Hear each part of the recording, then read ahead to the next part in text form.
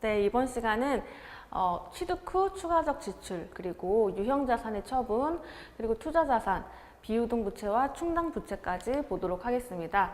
먼저 교재 103페이지 보시면 취득 후 추가적 지출이라는 얘기가 나와 있는데, 자, 이거는 어떤 거냐면 우리가 유형자산에 대해서 처음에 취득했을 때, 즉 그 자산의 취득 원가를 구하는 그러한 공부를 해봤고요. 그 다음에 취득하고 나서 이제 보유하는 기간 동안에 감가상각이라는 비용을 계산을 한다고 지난 시간에 배웠죠.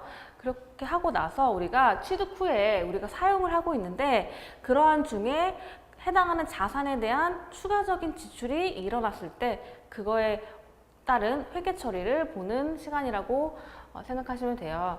일단 우리가 예를 들어서 뭐 건물을 우리가 취득을 했다라고 했을 때 해당하는 건물을 사용함에 있어서 여러 가지 취득 후 지출이 일어날 수가 있습니다. 예를 들어서 건물을 사용하면서 유리창이 뭐 깨졌다든지, 또는 건물 외벽이 페인트 칠이 조금 벗겨져서 다시 페인트를 칠해야 된다라든지, 그러한 여러 가지 추가적인 지출이 일어났는데, 그러한 지출을 우리가 어떻게 회계 처리를 하는지 한번 볼게요. 일단 처리하는 방법은 두 가지 방법이 있습니다. 첫 번째가 자본적 지출, 그리고 두 번째가 수익적 지출. 이렇게 두 가지 방법으로 우리가 판단을 해서 어떤 지출이냐에 해당하냐에 따라서 우리가 회계 처리 방법도 달라지게 되는데요. 자, 먼저 수익적 지출부터 볼게요. 이게 조금 더 쉬우니까. 자, 수익적 지출이라는 건 뭐냐? 자, 보시면 원상 회복 그리고 능률 유지를 위한 지출이 일어났을 때 우리는 그거를 수익적 지출이라고 구분을 합니다. 자, 이게 어떤 얘기냐? 말 그대로 방금 제가 말씀드렸던 건물의 유리창이 깨져서 그 유리창을 새로 설치한다든지, 또는 건물 외벽에 페인트를 다시 칠해서 깔끔하게 복귀시킨다든지, 그런 것들이 바로 원상 회복이라고 보시면 돼요. 원래 상태를 회복한다라는 얘기죠. 그리고 능률 유지를 위한 지출. 자, 이거는 뭐냐면 예를 들어서 우리가 자동차를 샀다라고 했을 때 그 자동차를 여러 번 사용하면 타이어가 조금 낡을 수도 있고 펑크가 날 수도 있죠. 그래서 그 타이어를 교체했다. 카센터 가서 타이어 교체했는데 그 비용을 어떻게 처리할 것인지, 그거는 타이어, 즉 우리가 자동차를 사용하는데 그러한 능률을 유지하기 위한 지출이다라는 거죠. 뭐 자동차를 타이어를 교체한다고 해서 그 자동차의 뭐 능률이 굉장히 향상되거나 뭐 우리가 원래 타던 그런 속도보다 훨씬 더 빨라진다든지 그런 건 아니죠. 그냥 현 상태를 유지한다라는 뜻이에요. 그래서 그러한 내용일 때 우리는 수익적 지출이라고 구분을 하고, 이러한 수익적 지출에 해당하게 되면 우리는 해당하는 그 금액을 단기의 비용으로 처리를 합니다. 자, 이 비용으로 처리한다는 얘기는 뭐냐면 우리가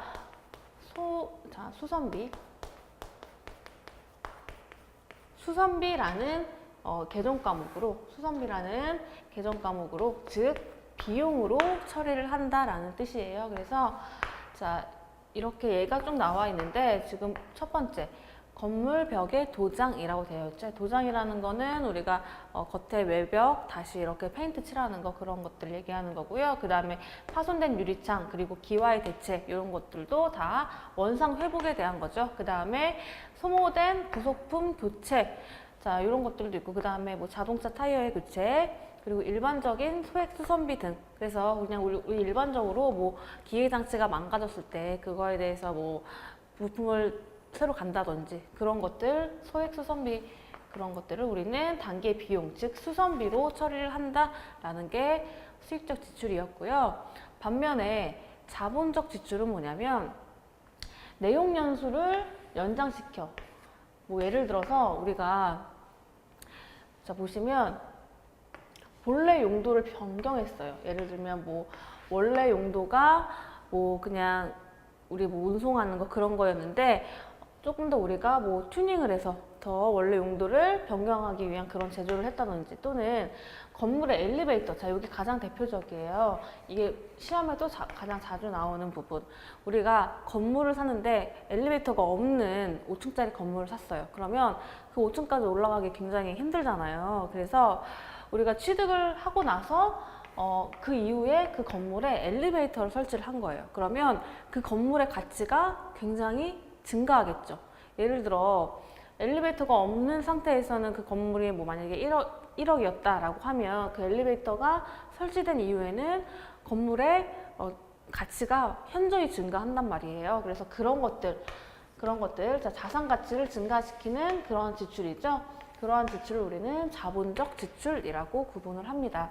그래서 자, 계속해서 보면 뭐 냉난방 장치, 자, 이런 거는 뭐냐면 우리가 건물에 요즘에는 뭐 중앙 난방 시스템이라고 해서 그러한 장치들이 있죠. 그래서 그런 것을 설치하면 그런 건물의 가치가 굉장히 올라갑니다. 그래서 그러한 것들 또는 피난시설 등의 설치, 자, 이런 것들을 했을 때 자, 자산 가치가 증가돼서 자본적 지출이 되는 거고요. 자, 그 다음에 본래의 용도에 이용 가치가 없는 자산 등의 복구, 자, 이런 것 또는 자, 개량, 확장, 증설, 보강, 공사비. 뭐 예를 들어서 이런 거는 뭐냐면 우리가 5층짜리 건물이었는데 한 층을 더 증설했다, 즉 확장시켰다. 그런 경우가 자, 이런 경우가 되겠죠. 그래서 조금 이런 수익적 지출보다는 금액 자체도 훨씬 크고 그 다음에 조금 규모도 있을 뿐만 아니라 해당하는 자산의 가치를 증가시키고 그리고 우리가 쓸 수 있는 그러한 내용 연수를 훨씬 더 오래 쓸 수 있도록 연장시켜주는 그러한 지출이 자본적 지출이라고 보시면 됩니다. 자, 이러한 자본적 지출인 경우에는 우리가 자산의 취득 원가에 가산한다라는 거예요. 자, 요게 우리가 하는 회계 처리가 되겠고요. 자, 우리가 직접 이러한 것들을 회계 처리를 해보면서 조금 더 이해를 해보도록 할게요. 자, 뒤에 보시면 우리가 이제 회계 처리를 할 수 있는 그런 것들 있죠. 우리 교재에 있는 예제 가져온 거고요. 첫 번째 보시면 기계 장치를 수리하고 수리비 50만 원을 현금으로 지급하였다. 자, 그리고 중요한 단서가 나와 있죠. 기계 장치에 대한 수리비는 자, 현상 유지에 불과한 것이다. 자, 이렇게 나왔죠. 현상 유지. 우리가 기계 장치가 있는데 그 기계 장치가 고장이 났어요. 그래서 그거를 수리를 했고 수리비 50만 원을 썼는데 해당하는 그 수리 비용은 우리 기계 장치에 대해서 그냥 원상복귀 시키는 거, 망가졌던 거 다시 정상으로 회복시키는 거, 즉 현상 유지에 불과한 것이다 라고 했을 때 자, 요 50만 원에 대한 수리비는 자본적 지출일까요? 수익적 지출일까요? 자, 요거는 수익적 지출이 되겠죠? 자, 왜냐하면 수익적 지출은 우리가 방금 봤죠? 원상 회복이나 능률 유지를 위한 그런 지출이기 때문에 자, 요것도 마찬가지로 수익적 지출. 자, 수익적 지출인 경우에는 해당하는 이 비용을 우리는 단기 비용 처리한다고 했습니다. 그래서 자, 비용의 발생은 차변이죠. 그래서 우리는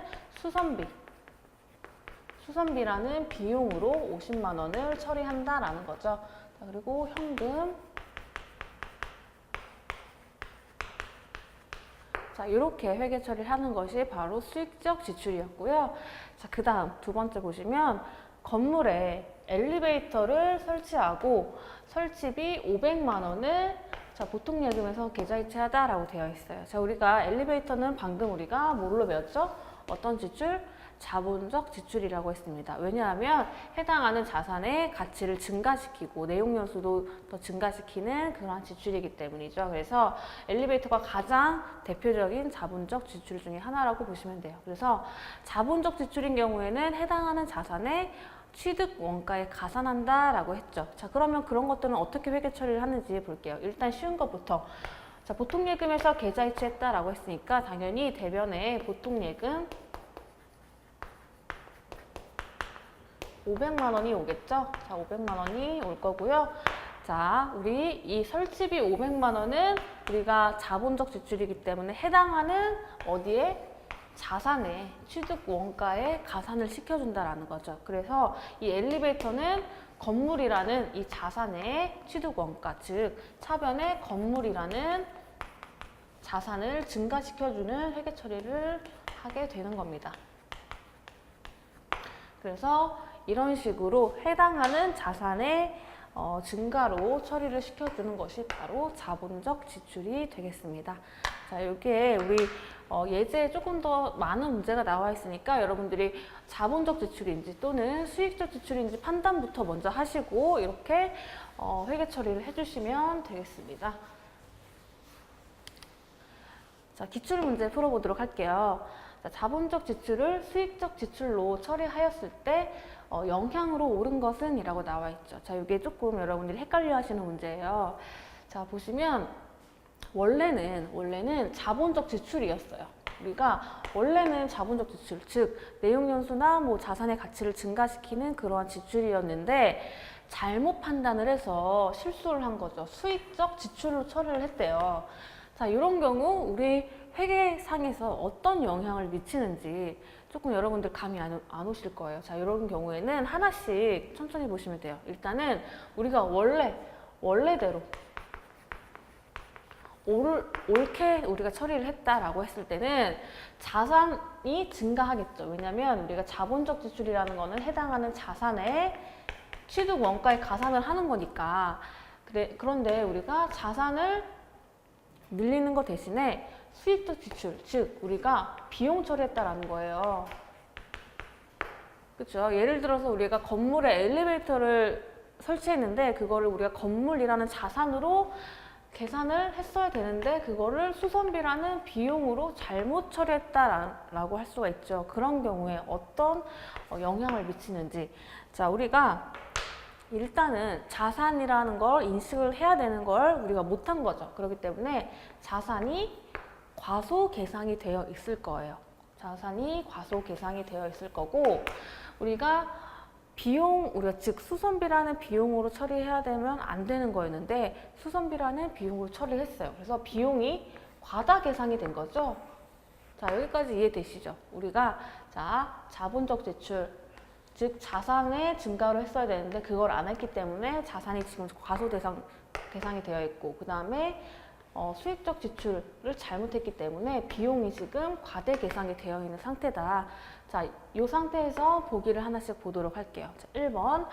자, 자산이 과대계상됐다. 자, 이게 틀린 거죠. 그렇죠? 우리는 원래 자산으로 했어야 되는데 자산으로 안 했기 때문에 오히려 자산이 과소계상되어 있다.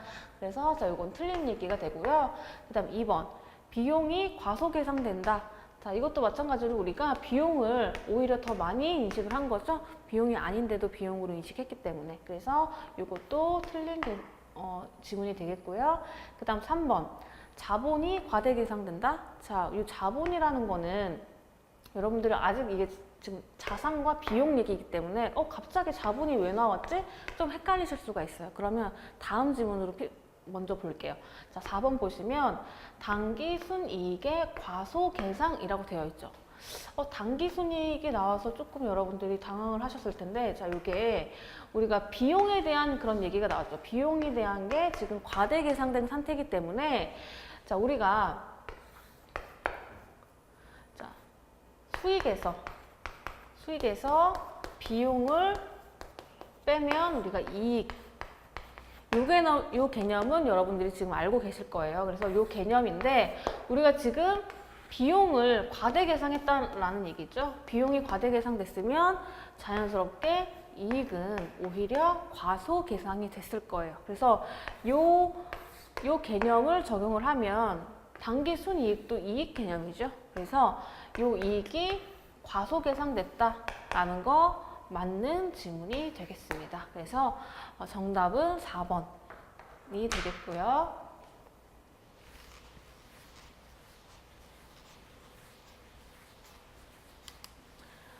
자, 다음 문제 보도록 할게요.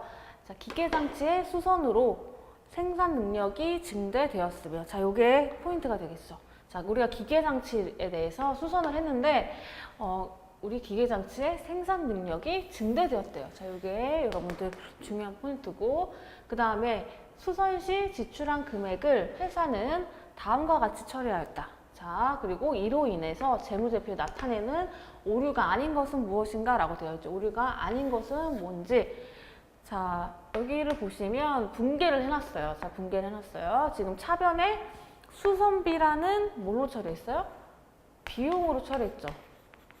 비용으로 1,000만 원을 처리했고, 그 다음에 대변의 보통량은 1,000만 원 했는데, 지금 중요한 건 뭐예요? 원래 우리가 기계장치 수선으로 생산 능력이 증대되었다라는 거예요. 자, 생산 능력이 증대됐다라고 하면 수익적 지출이 아니고 자본적 지출이 되겠죠. 그런데 지금 분개를 해놓은 거 보니까 자, 잘못 해놓은 거죠. 비용으로, 즉 수익적 지출로 잘못 분개를 한 상태다. 그래서 이렇게 자본적 지출이 원래 자본적 지출이었는데 원래 자본적 지출이었는데 이거를 수익적 지출로 잘못했다라는 겁니다. 이런 경우 어떤 영향을 미치는지 우리가 방금 풀었던 문제랑 똑같은 문제라고 보시면 돼요. 자, 보시면 우리가 즉 자산이 과소계상됐을 것이고 그 다음에 비용이 과대계상됐을 겁니다. 우리가 방금 봤던 상황과 똑같은 상황이죠. 자, 이런 경우 자, 오류. 자, 1번 보시면 비용이 과다계상됐다. 자, 비용이 과다계상됐다. 자, 맞는 얘기죠. 그 다음에 자산의 과소계상. 자산이 과소된 거 맞습니다. 그 다음에 부채 과소계상. 자, 부채가 여기서 왜 나와요? 그렇죠? 여기서 부채는 관련이 없습니다. 그래서 자, 관련이 없는 것은 3번이고 자, 마저 보면 순이익의 과소계상. 자, 이것도 당연히 아까랑 똑같은 문제였기 때문에 자, 맞는 표현이 되겠죠. 그래서 정답은 3번이 관련이 없는 그런 항목이 되겠습니다.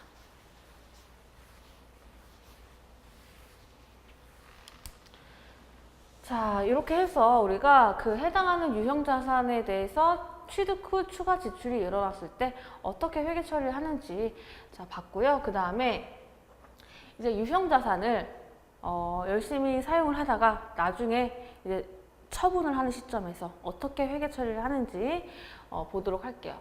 105페이지에 나와 있죠. 유형자산의 처분이라고 되어 있고 자, 이러한 유형자산의 처분을 우리가 회계 처리를 할 때는 순서가 있습니다. 자, 순서 어떤 순서가 있느냐? 첫 번째가 감가상각부터 우리가 회계 처리를 해야 돼요. 무조건 해당하는 처분 시점 있죠.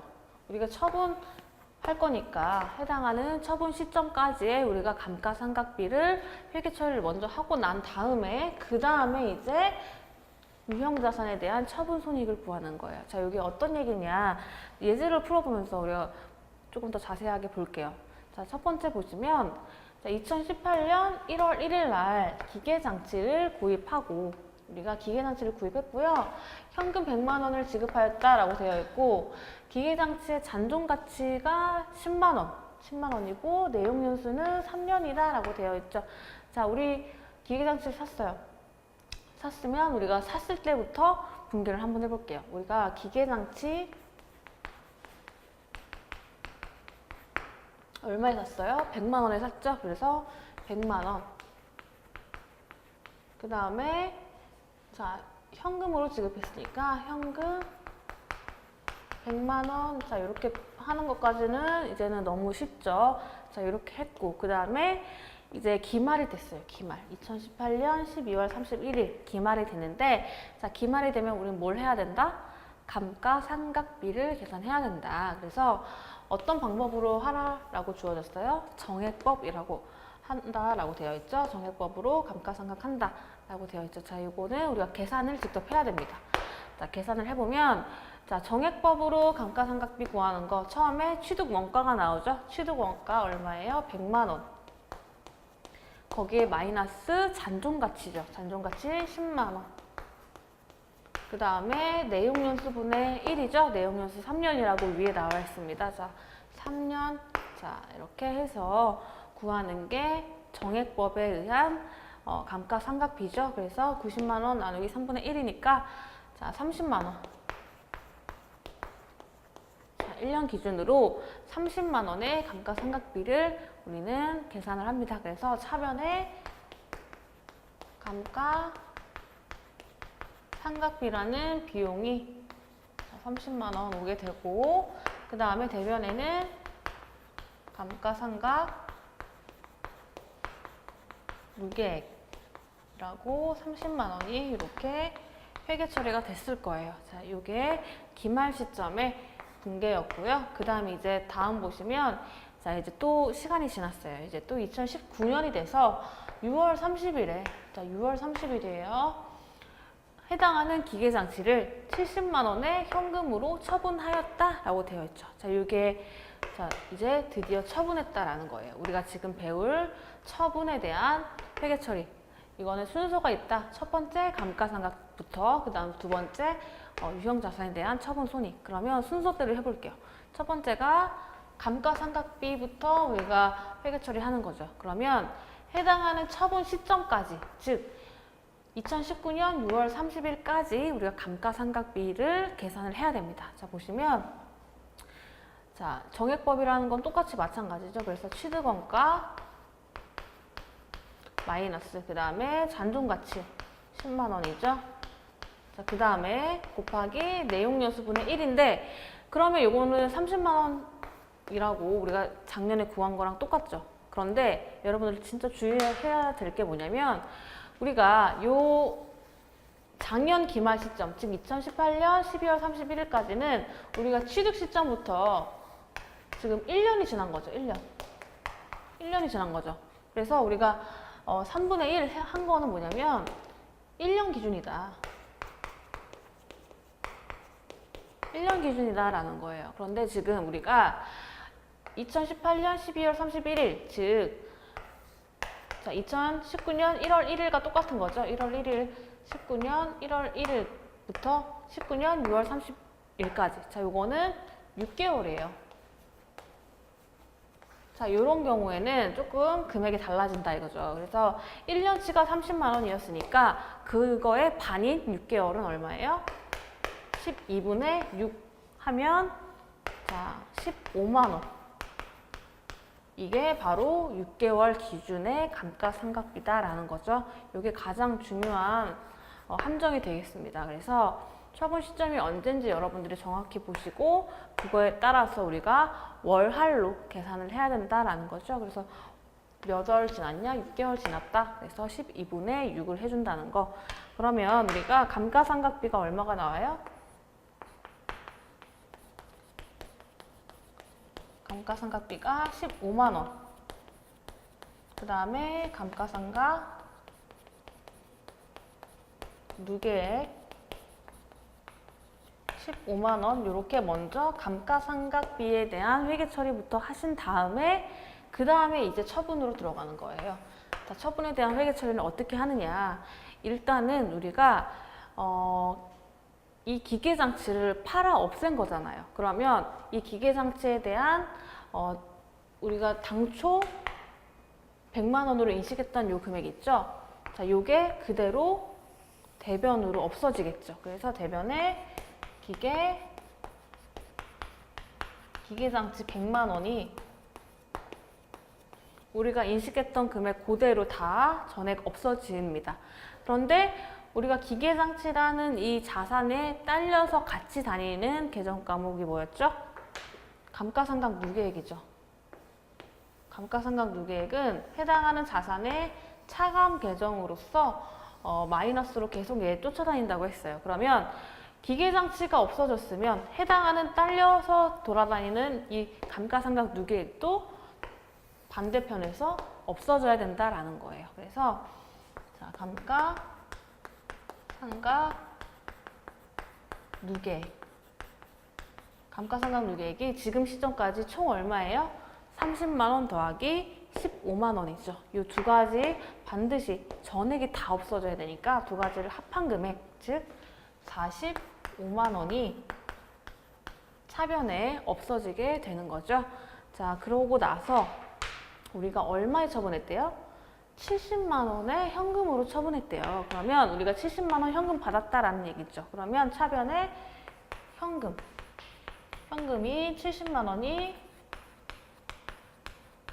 오게 되고, 그러면 그 나머지가 바로 유형자산에 대한 처분 손익, 즉 손해가 났으면 손실, 그리고 이익이 났으면 이익, 이런 식으로 표현을 하는 거예요. 지금 이거 같은 경우에는 자, 대변에 100만 원이 왔죠. 우리 2번만 지금 보는 거예요. 지금 대변에 100만 원이 왔는데 차변에는 얼마가 왔어요? 115만 원이 왔죠. 그러면 나머지 15만 원은 뭐다? 15만 원이 지금 대변에 모자라죠. 그러면 모자란 금액부터 먼저 써놓은 다음에 그 다음에 대변에 빈칸이 왔으니까 대변은 뭐예요? 비용과 수익 중에서 수익이 대변에 발생하는 거죠. 그래서 대변은 수익의 발생이기 때문에 유형 자산 처분 이익으로 처리를 하면 되는 겁니다. 자, 보시면 순서를 다시 한번 정리할게요. 우리가 해당하는 자산을 처분했을 때 첫 번째, 해당 시점까지, 즉 처분 시점까지의 감가상각비를 계산을 먼저 한다라는 게 첫 번째고요. 그 다음이 이제 처분에 대한 회계 처리다, 즉 2번이다. 자, 보시면 먼저 우리가 당초에 인식했던 그러한 자산을 그대로 대변에 없애주고 나서 거기에 딸려서 다니는 감가상각 누계액도 반대편으로 없어지게 된다. 총액이 없어지고 그 다음에 우리가 받은 금액을 차변에 쓰고 나면 나머지 잔액, 즉 대변에 지금 15만 원이 모자란다라는 거죠. 그러면 지금 대변에 잔액이 왔다라는 거는 이익이 발생했다라는 게 자동으로 파악이 된다라는 거죠. 그래서 자, 이런 식으로 우리가 처분에 대한 회계 처리를 정리를 해주시면 되겠습니다.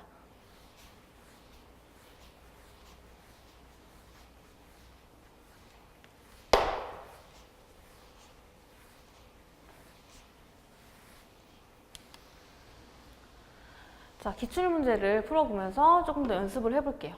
자, 보시면 다음은 차량 처분과 관련된 자료이다. 자, 차량의 처분가액은 얼마인가? 라고 나와 있어요. 자, 조금 특이한 문제예요. 처분가액을 물어보는 문제. 자, 보시면 취득가액이 3,500만 원이고요. 그 다음에 감가상각 누계액이 자, 2,100만 원. 그 다음에 유형자산 처분 손실이 나왔어요. 자, 이러한 경우에서 거꾸로 처분가액을 물어보는 문제예요. 자, 조금 헷갈릴 수가 있는데 하나씩 차근차근 볼게요. 일단 우리가 유형자산 처분 손실 또는 처분 이익을 구할 때는 어떻게 먼저 구하냐면 자, 장부가액에서 우리가 취득, 자, 처분가액이죠. 처분가액. 우리가 처분가액에서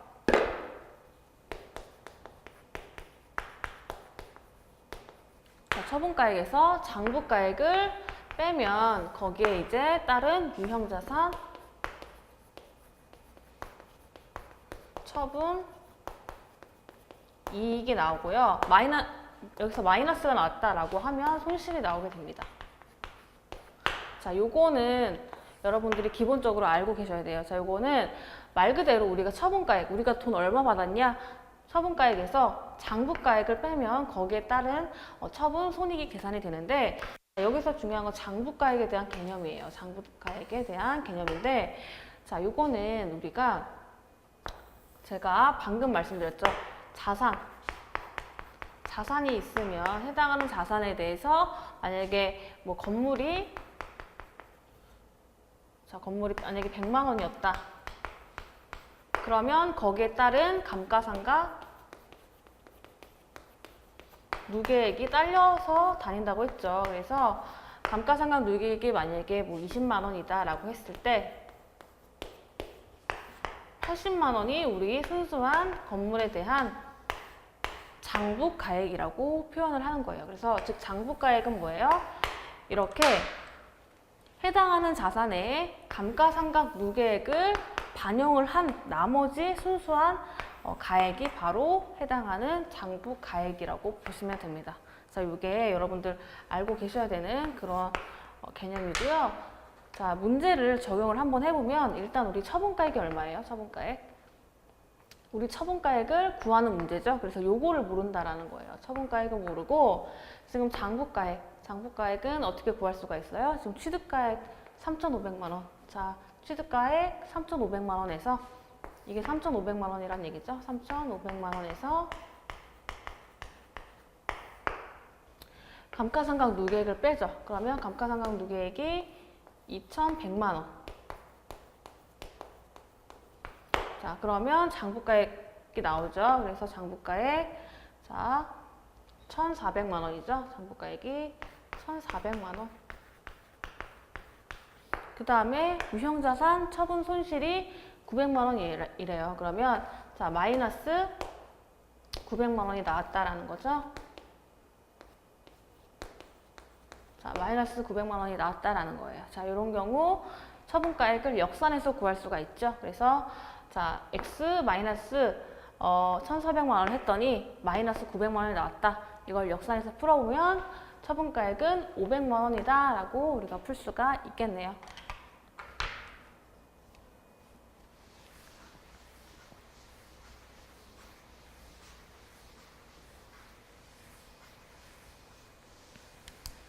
자, 이런 식으로 우리가 유형자산에 대해서 처분까지 봤고요.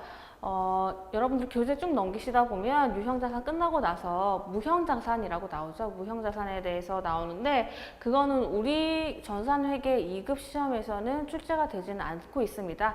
그래서 바로 투자자산으로 넘어가 주시면 되고요. 교재는 110페이지에 내용이 나와 있죠.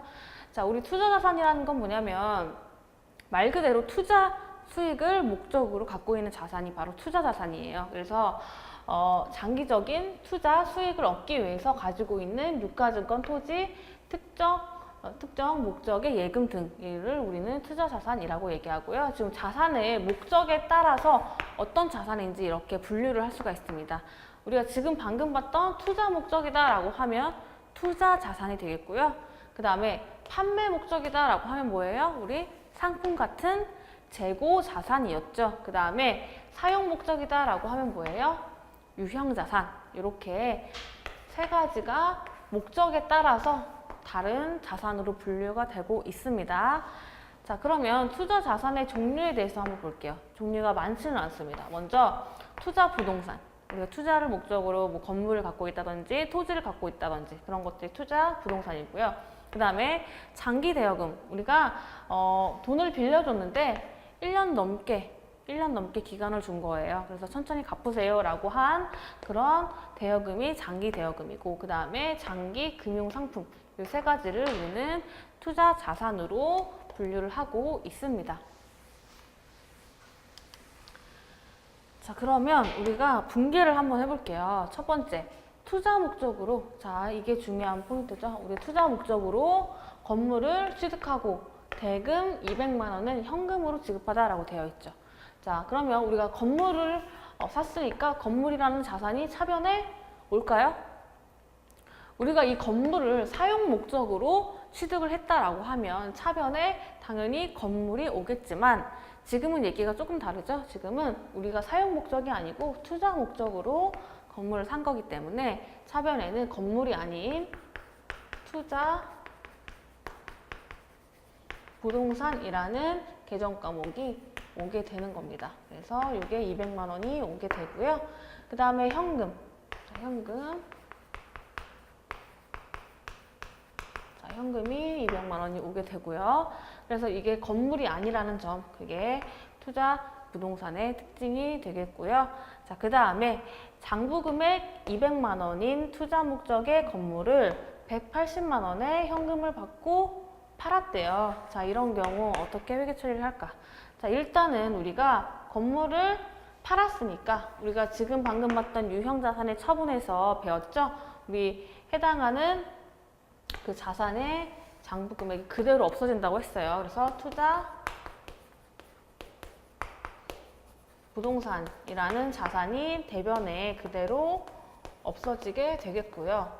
그 다음에 180만 원의 현금을 받았대요. 그러면 현금이 들어오겠죠. 현금 180만 원. 자, 그러면 지금 차변에 20만 원이 모자라는 상황이죠. 그럼 일단 우리 대차평균의 원리에 의해서 모자라는 금액부터 메꿔준 다음에 지금 빈칸이 차변에 왔으니까 차변은 비용이에요, 수익이에요? 비용의 발생이죠. 그래서 비용의 발생, 즉 우리가 판매하고 나서 손실을 봤다, 즉 비용이 발생했다라는 거죠. 그래서 자, 여기는 우리가 투자 자산 처분 손실이라는 마이너스가 났구나, 비용이 났구나 라는 것을 자동적으로 알 수가 있습니다. 그래서 이런 식으로 해주시면 되고, 만약에 20만 원이 대변에서 모자란다 그러면 뭐예요? 반대로 투자자산, 처분, 이익이 되겠죠. 그래서 이런 식으로 우리가 투자자산에 대해서 분개를 할 수 있고요.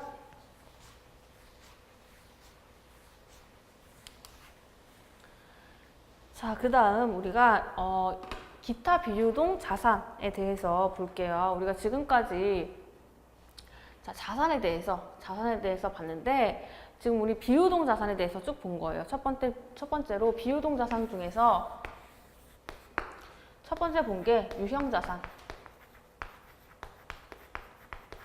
그래서 우리가 유형 자산의 취득 원가 계산하는 거, 그리고 감가상각비 계산하는 거, 그리고 마지막에 처분했을 때 처분 손익 구하는 거까지 본 게 유형 자산에 대한 거였고요. 그 다음이 뭐예요?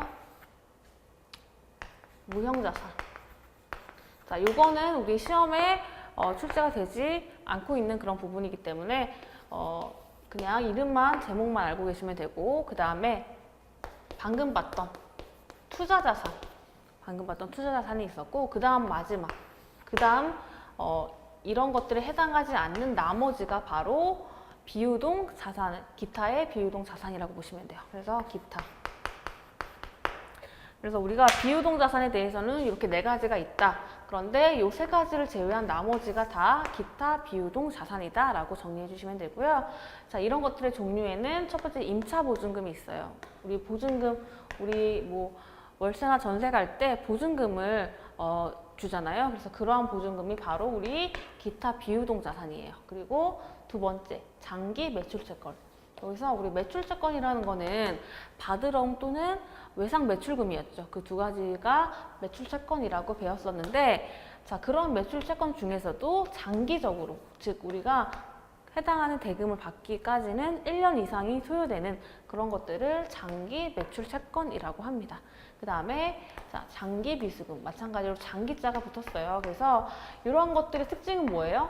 모두 다 1년 이상, 1년이 넘어야만 우리가 해당하는 거를 현금화 시킬 수 있는 것, 그런 것들이 공통점이 되겠죠. 왜냐하면 비유동 자산 중에 하나니까. 비유동 자산은 1년 이상 우리가 현금화를 할 수 있는 그러한 자산이라고 했죠. 그래서 이런 것들이 있구나라고 알고만 계시면 되고요. 자, 문제는 그렇게 어렵게 나오진 않습니다. 자, 보시면 임대인과 아래와 같이 사무실 임대차 계약서를 작성하였다. 임차인이 전세보증금 지급할 때 분개할 계정 과목으로 올바른 것은 이라고 나왔어요. 그래서 되게 복잡해 보이는 이러한 문서가 있죠. 제목을 보면 임대차 계약서예요. 그래서 우리가 임대차, 즉 우리가 사무실 쓰려고 이런 계약서를 작성한 거예요. 그래서 지금 우리 전세로 들어갔나 봐요. 전세로. 그래서 전세 보증금이 3억 원 보증금 내고, 그 다음에 계약금 뭐 3천만 원 내가지고 뭐 이렇게 해가지고 우리가 전세 계약을 했다라는 거죠. 자, 이런 경우 우리가 임차인이, 즉 임차인이라는 건 뭐예요? 빌리는 사람이죠.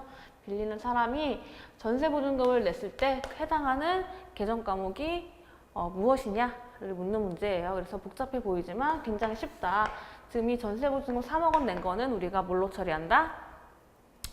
자, 우리가 임차 보증금으로 처리한다 라는 거죠. 우리가 임차했을 때 보증금 낸 거다 라는 게 임차 보증금이 되고, 만약에 집주인 입장에서 보증금을 반대로 받았다 그러면 임대 보증금이겠죠. 임대라는 것은 우리가 빌려줬다라는 뜻이니까, 그래서 임차인 입장에서는 정답은 4번이 되겠습니다.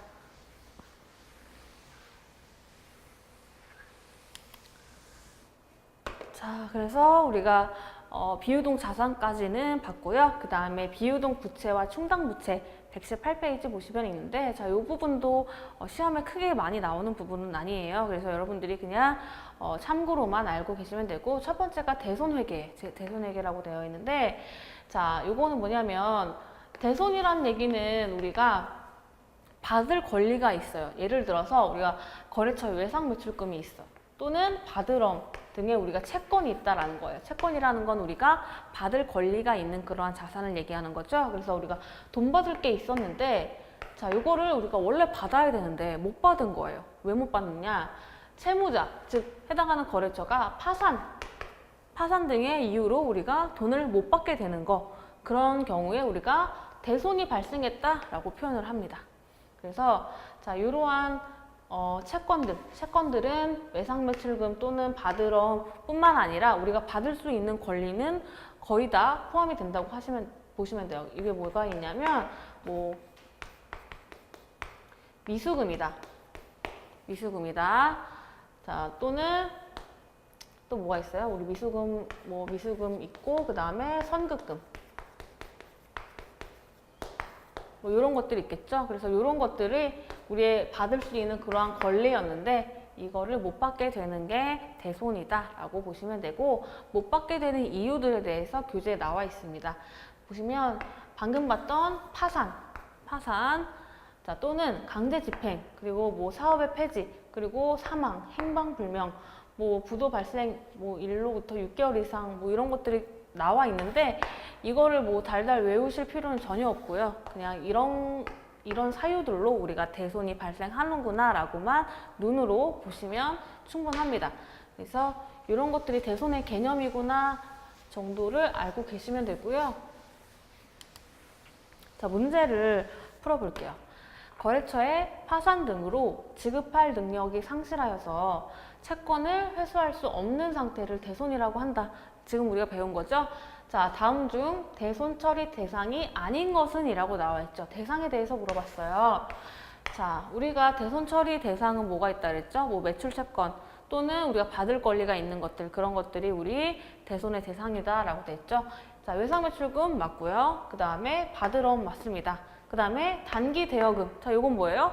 우리가 돈 빌려준 거예요. 1년 이내로 갚아라 라고 하고 돈을 빌려줬다. 이것도 우리가 받을 권리가 있는 채권이죠. 이것도 마찬가지로 우리가 대손에 대한 대상이 맞습니다. 맞고요. 그 다음에 선수금이라고 있어요. 선수금은 뭐예요?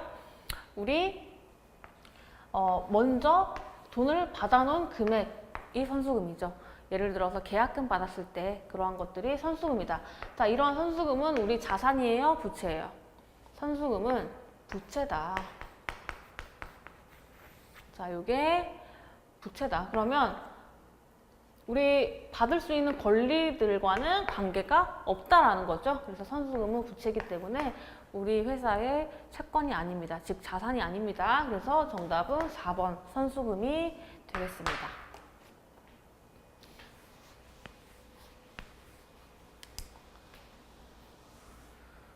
자, 됐고요. 그 다음에 비유동 부채와 충당 부채라고 나와 있어요. 우리 충당 부채는 뭐냐면 우리가 뭐 대손이 발생할 것 같아. 그러면 그 발생할 것 같은 그런 금액들을 우리가 추정을 해가지고 해당하는 부채에 대해서 우리가 충당 부채를 설정해 놓습니다. 그래서 그러한 것들을 충당 부채라고 하는데 그런 것들에 대해서 자세히 여러분들이 지금은 아실 필요는 없어요. 그래서 우리가 실무 쪽 가시면 거기에 대한 문제가 출제가 된다라고 했을 때 간단하게 언급을 해드릴 거고, 지금 당장 우리 기출문제에 나오는 부분은 아니기 때문에 자, 우리가 지금 수업 내용만 여러분들이 보시면 충분합니다. 그래서 122페이지 보시면 비유동 부채에 대해서 설명이 나와 있죠.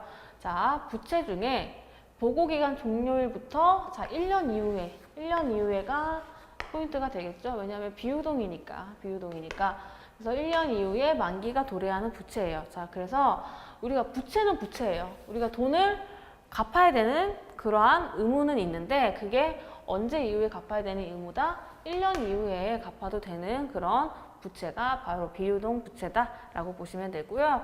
자, 비유동 부채는 이렇게 여러 가지 부채들이 있어요. 그래서 뭐 사채 또는 장기 차입금. 자, 장기 차입금이라는 거는 우리가 자, 1년 이후에 갚기로 한 그러한 돈 빌린 거 그걸 말하는 거고, 그다음 뭐 퇴직급여, 충당부채, 장기성 매입채, 뭐 장기 미지급금 이런 것들이 있는데 이런 것들 여러분들 지금은 모르셔도 되고요. 일단은 비유동 부채 중에서는 이런 것들이 있구나 이런 타이틀 정도만 아시면 됩니다. 그래서 자, 여기까지는 여러분들이 크게 어렵지 않게 보시면 되고요. 그리고 교재에 뭐 퇴직급여, 충당부채라든지 그런 것들을 구하는 그런 문제들이 있는데 그거는 지금은 안 보셔도 됩니다. 자, 기출문제는 이런 식으로 나옵니다. 자, 아래 내용의 가에 해당하는 계정 과목으로 옳은 것은 이라고 나와 있죠. 자, 보시면 부채는 1년을 기준으로 유동부채와 뭐로 분류된다? 너무 쉽죠? 자, 1년 기준으로 유동부채와 비유동부채로 분류가 된다라는 거죠. 그래서 지금 가는 비유동부채예요. 자, 비유동부채까지는 알겠는데 보기를 보면 여러 가지 계정 과목들이 나와 있죠. 그래서 이 계정 과목들이 비유동부채냐 또는 뭐 유동부채냐 요거를 우리가 분류를 하면 되겠죠. 자, 먼저 외상 매입금이에요. 자, 요거는 우리가 1년 이내에 현금화할 수 있는 그러한 자산이죠. 그렇기 때문에 요건 유동부채고요. 그 다음에 예수금. 예수금은 뭐예요? 우리가 예비적으로 갖고 있는 그러한 돈이라고 해서 우리가 원천징수 배울 때 한번 보신 적 있죠? 그래서 요거 예수금도 자, 우리가 유동부채고, 그 다음에 비유동부채라고 나와 있죠. 비유동부채. 자, 이게 뭐예요? 바로 비유동부채다. 1년 이상의 그러한 기간 동안 우리가 돈을 갚지 않아도 된다. 그래서 1년 이상의 갚을 의무가 있는 것이 비유동부채다. 그래서 정답은 3번 이렇게 나와 있습니다. 그리고 4번 선수금, 요거는 우리가 부채 중에서 유동부채로 분류가 되는 그런 항목이죠. 자, 그래서 이렇게 문제 자체는 어렵게 나오지 않습니다. 그래서 비유동부채에 대해서 개념을 알고 있느냐, 그러한 정도만 나오고 있고요. 자, 그 다음 문제 볼게요. 다음 내용에 나타낼 수 없는 계정 과목은 무엇인가? 라고 나와 있죠. 자, 조금 생소한 그런 형태의 문제예요. 보시면 이렇게 T 계정이 나와 있고, 자, 여기 물음표가 있어요. 여기 T 계정이 나와 있는데, T 계정은 T 계정인데, 누가 주인공인지 모르는 그러한 T 계정이 이렇게 나와 있는 거예요. 자, 그래서 여기에 들어갈 수 없는 애는 뭔지 고르는 문제예요. 보시면, 자, 일단은 차변의 기초가 나왔어요. 차변의 기초가 나왔다라는 건 무슨 얘기예요? 차변의 기초가 나왔다 그러면 원래 차변 자리에 있는 애다라는 뜻이에요. 그래서 원래 차변 자리에 있는 애는 기초가 차변에 오고, 원래 대변 자리에 있는 애는 기초가 대변에 옵니다. 예를 들어서 우리 원래 차변에 오는 애는 뭐예요? 자산 또는 비용이죠. 그래서 그런 것들이 기초로 오는 거고, 그 다음에 기초가 만약에 대변에 왔다. 그럼 부채 아니면 자본, 이런 식으로 분류를 해주시면 되고요. 그리고 자, 요거를 뭐 헷갈리신다고 하더라도 지금 발생, 즉 증가된 게 지금 차변에 왔죠. 그럼 당연히 자산, 부채, 자본 중에 자산이 되겠네요. 그래서 여기는 누군지는 모르겠는데 자산이 오게 된다. 자산이 주인공이다 라는 거죠. 그래서 여기 중에서 자산이 아닌 걸로 골라주면 되는 문제가 되겠습니다. 자, 1번 보시면 단기 매매 증권이라고 해서 우리가 단기 투자 자산 배울 때 보신 적 있죠? 우리 주식 같은 거 공부했을 때. 자, 요거는 우리 자산 맞고요. 그 다음에 두 번째 바드럼, 당연히 우리 회사 자산이고, 그 다음 외상 매출금도 당연히 우리 회사의 자산이 되겠죠. 자, 그런데 요 미수금은 뭐예요? 미수금. 아직 못 받은 돈이라고 해서, 자, 요거는 우리 회사의 자산이 되는데, 그래서 우리 지금 보시면 다 자산이에요. 다 자산인데요? 자, 보시면 대변에 포인트가 있습니다. 뭐예요? 대변에 지금 대손이라는 얘기가 나왔어요. 그래서 요게 포인트다, 지금. 자산은 자산인데, 대손이 발생할 수 있는 자산은 무엇이냐. 그리고 지금 대손이 대변에 나왔죠. 즉, 대손은 뭐예요? 해당하는 자산에 차감하는 성격의 계정 과목이다라는 뜻이죠. 그래서 자산이 대변에 왔다라는 건 자산이 감소니까 대손은 자산의 감소를 나타낸다라고까지 여러분들이 자연스럽게 정리가 되시죠. 그래서 대손이 발생할 수 있는 자산은 뭐냐? 자, 보시면 자, 우리 미수금에 대해서는 대손 발생할 수가 있죠. 이거 채권이죠. 우리 회사 채권. 그리고 받으러 외상 매출금도 당연히 우리 회사의 채권이에요. 받을 수 있는 권리. 그런데 이 단기 매매 증권은 우리 그냥 단기 투자 자산이지. 투자 자산. 이제 이게 우리의 뭐 채권은 아니다라는 거죠. 그래서 이거는 대손이 나타날 수 없는 그러한 자산이 되겠습니다.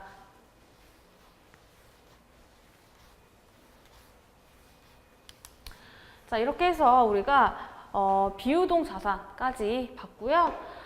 여러분들 우리가 지금까지 배운 것 중에서 크게 막 시험에 주로 출제되는 그런 부분은 우리가 오늘 봤던 그런 것들만 있는 것이지 여러분들 책에 나와 있는 뭐 여러 가지 복잡한 계산 문제가 아니기 때문에 여러분들 기출 문제 위주로 공부를 해주시면 되겠습니다. 수고 많으셨습니다.